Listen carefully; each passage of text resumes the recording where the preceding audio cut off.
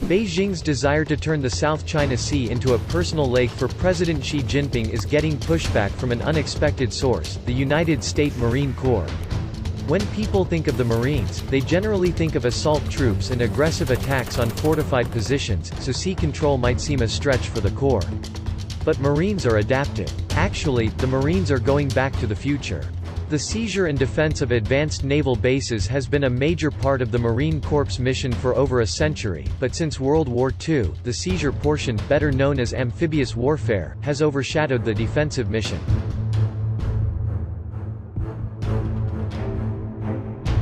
The Marine Corps Commandant, General David Berger, is rebalancing the Marine Corps for a closer integration with the Navy after the two sea services had drifted apart for several decades. To understand this, we need to understand the threat posed by Chinese buildup in the Indo-Pacific region. For 3 decades, Chinese military planners have worked on an access denial, sometimes known as an anti-Navy, strategy designed to control areas that they want to influence by keeping the superior U.S. fleet and associated airpower away. From their perspective, it makes sense. Chinese strategists watched the former Soviet Union bankrupt itself trying to build a blue water navy to compete with the United States.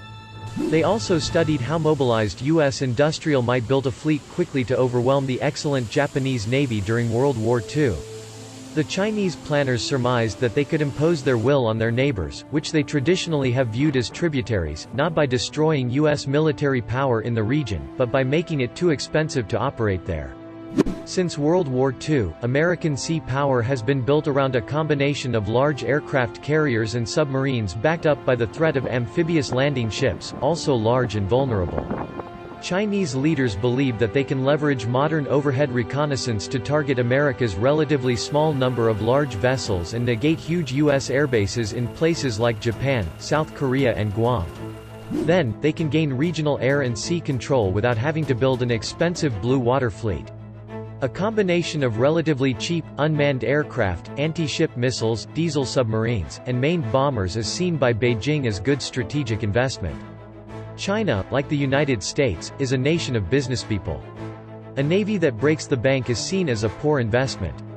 For years, the Marine Corps, along with the other services, has been doing war games looking at the access denial problem.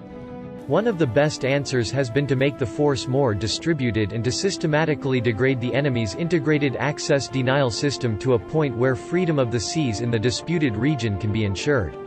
The Marines can greatly assist in this by putting small forces ashore to defend disputed islets and choke points, putting long-range offensive rocket artillery aboard distributed amphibious shipping, and beefing up anti-air and anti-missile defenses, as well as being prepared to quickly retake strategic islets seized by Chinese forces.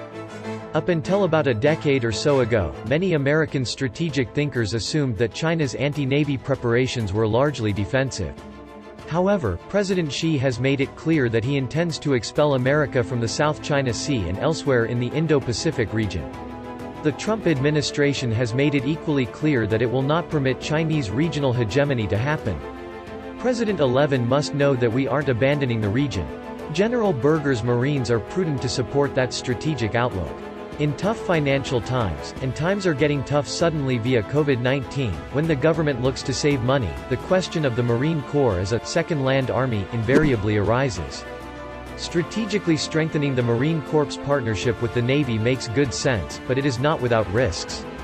In order to afford the anti-aircraft systems and long-range artillery needed for the new strategic approach, the Marines will have to divest themselves of tanks and heavy engineer equipment that has long been a staple of the combat kit. Change is always painful. My dad was a proud World War II Marine tanker, and is probably turning over in his grave, but he was smart enough to realize that the Corps has to adapt. President Xi obviously believes that he has seized on a strategic advantage. The Marines are wise to help develop a force structure to disabuse him of that notion.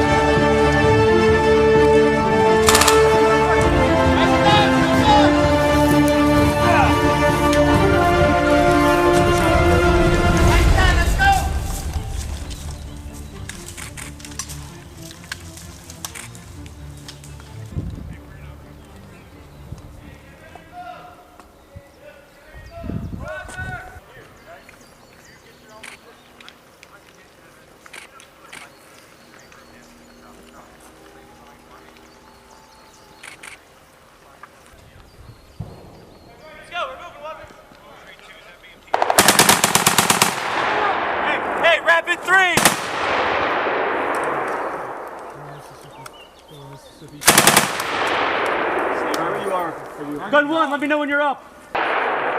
Mississippi.